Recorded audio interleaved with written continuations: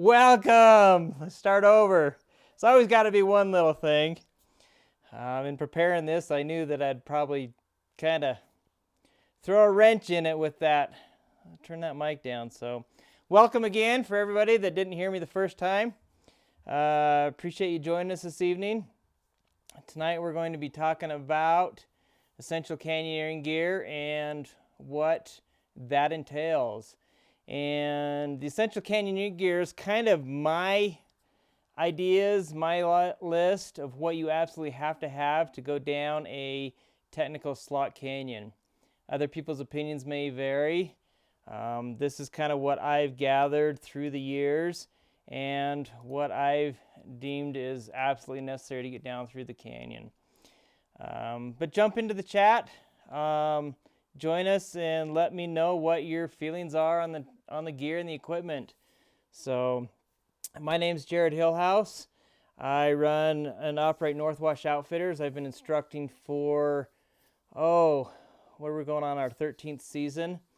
We started Northwash Outfitters in 2005, and we've been teaching since. We were one of the first companies accredited by the American Canyoneering Association as an instructor-based or a teaching school. So we've got a little bit of time under our belts guiding and teaching canyoneering, so feel free to jump in the chat and say hi and let us know you're there. While I've got this up, I'm going to throw out a little contest. Call it that. You've got my Northwash, @Northwash Twitter handle right there. For the first person that jumps onto Twitter, retweets this live feed right now and tags us and tag the word #CanyonChat. That way we can find it. For the first person that tweets that, I'll send out one of our Northwash Outfitters hat and some stickers too. So I'll hit you in the DM to get some contact information, whoever was first. But just kind of a fun little thing for those watching. Shoot us a tweet and tag @Northwash and #CanyonChat. Let us know you're watching. So like I said, I'm going to be jumping back and forth here a little bit with my hands, looking at the computer and running this. Couple things real quick. For those that are new to the channel and new to Northwash, I want to start doing these live streams as kind of a way to give back to those that have been really good to us over the years and have supported the company. I want to connect with former students, those that have taken classes, but those that are also seeking out and learning and trying to understand canyoneering and the sport a little bit. So I'm going to be trying to do these live streams a little bit more often in the next little while. What I want to ask is, while you're here on YouTube, hit that subscribe button and hit that little bell notification. Which way am I going here? Right there.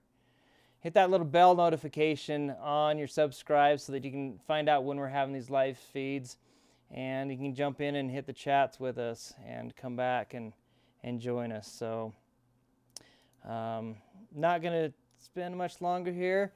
Just so you know, this is not a sponsored program. These, like I said, this is everything that I've gone through and learned over the years with canyoneering and what equipment we need. So without further ado now, let's jump into some of these presentations. Technical canyoneering gear essentials. What is it? What could that possibly be? What do you absolutely have to get down through a slot canyon or technical slot canyon? So what we're going to talk about this evening is just the gear for Class 3 canyons. If you're unfamiliar with Class 3, when I refer to Class 3, that means a canyon that is going to require rappelling and rope work. So what is the essential gear that you need to descend that canyon?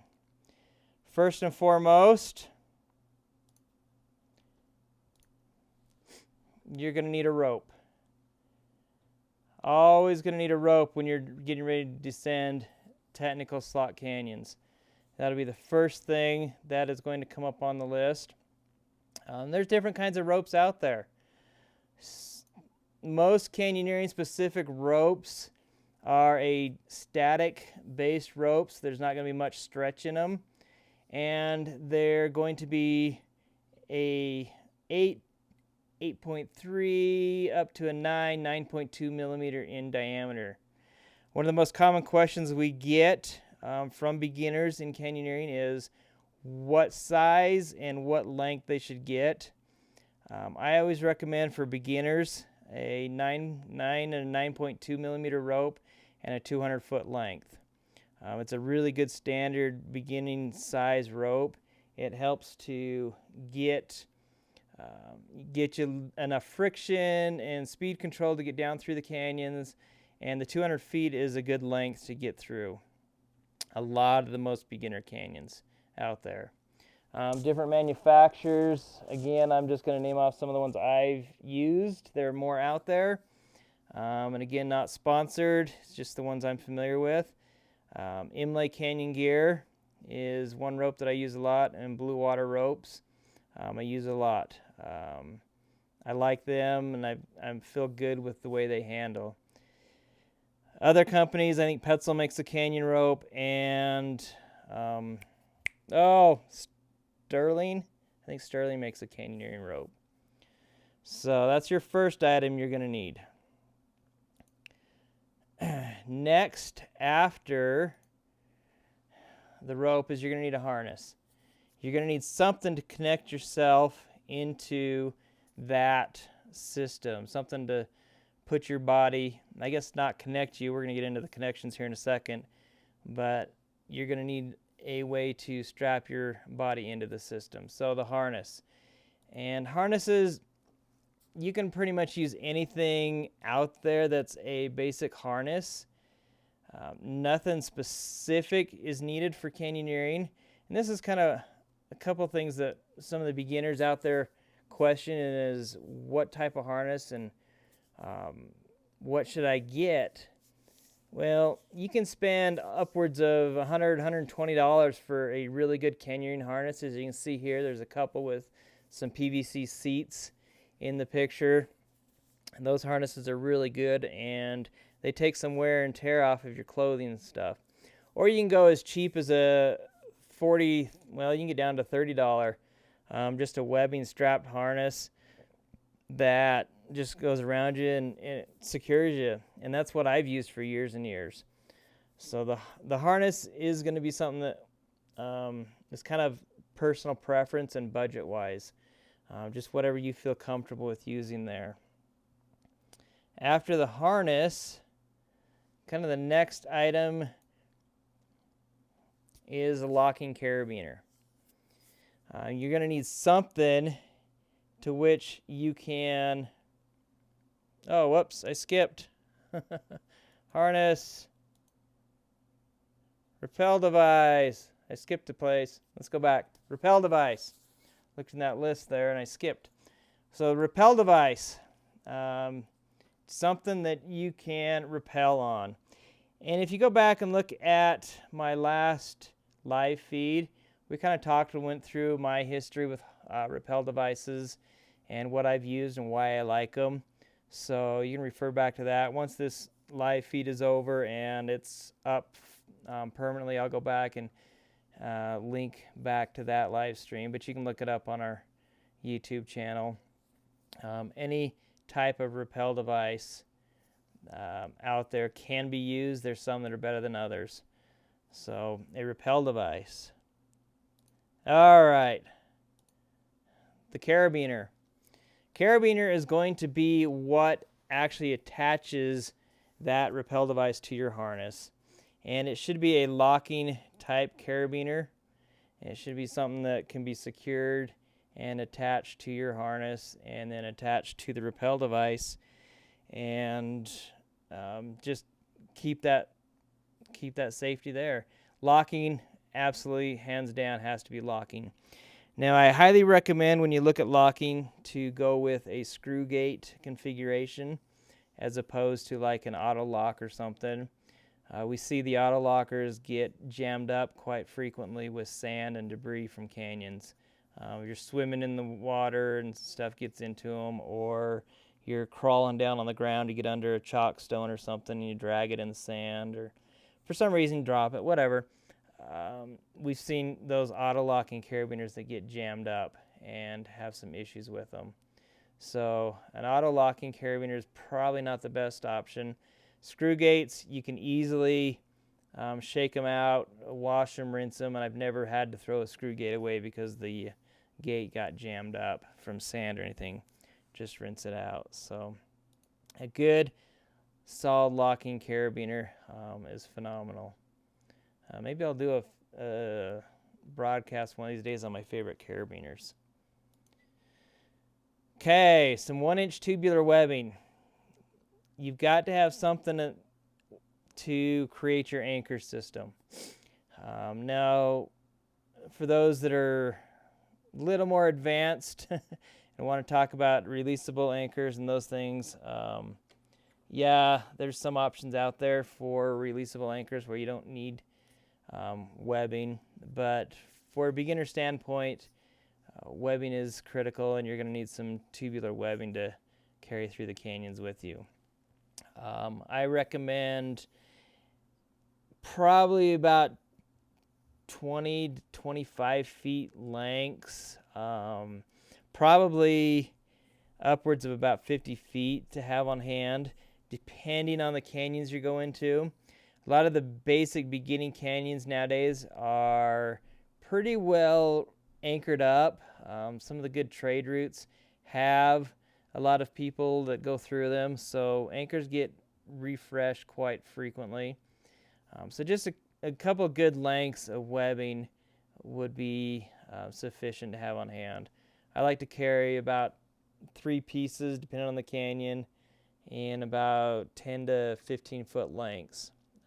And I can always add more webbing or tie it together if I need to. All right, next in the list, you're going to need your quick links, your rapids, your rappel rings, whatever you want to call them or whatever you want to use. You got to have something at that point with the webbing to connect your rope into that anchor and get that connected. So any of the configurations of rapids and stuff, I prefer quick links, rapids, whatever you call them, depending on which part of the world you're from. I prefer those because I can unscrew them and attach them to the anchor at any point that I want and be able to remove them and clean them up, or just replace them, I guess. The rappel rings, they're kind of more permanent. You got to take the whole webbing off, but they're phenomenal pieces of material. They are strong and sturdy and work just as fine as a rapide. And believe it or not, that is my list of essential canyoneering equipment. Pretty simple, pretty basic. It'll set you back just a little bit of money. Not quite as much as everything out there, but that's it. That's all you need, absolutely need, to get down a technical slot canyon. You've got to have your rope to rappel on, your harness to attach you in, your rappel device and carabiner to hook you up to the rope, and your webbing and rapide to make your anchor. And that's it. I guess if you add in one more locking carabiner, you could add in that if you're going to go single strand and do your block. But that's absolutely all you really have to have. So that's the list. Now, I know I'm going to get flack if I don't mention it. So let's talk helmets.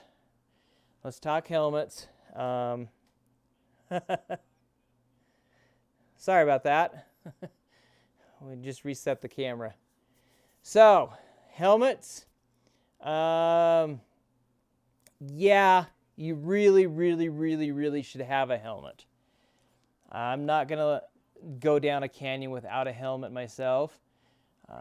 I've seen lots of people get saved by their helmets as far as having accidents and slips and falls. But when you talk about essential gear, there's people that do canyons all the time without helmets. And not that it's the safest or best idea, but it can be done. So it's not on the essential list, but yeah, I highly recommend a helmet is necessary. And that's kind of it. That's the whole list. I'm switching back and forth over here to the chat session, seeing if anybody's got any questions, any comments. Let me know. I'm going to kind of close this out right now. We don't have anything else on the equipment list, but I'm going to jump into the chat. I'm going to start up a video right here to let the feed play for a few minutes. See if anybody's got any questions. If you want to talk, let's go. Hit me some questions. I'll respond in the chat for a minute, and if we've got some really good questions, I'll pipe back into through the video feed here and answer some questions.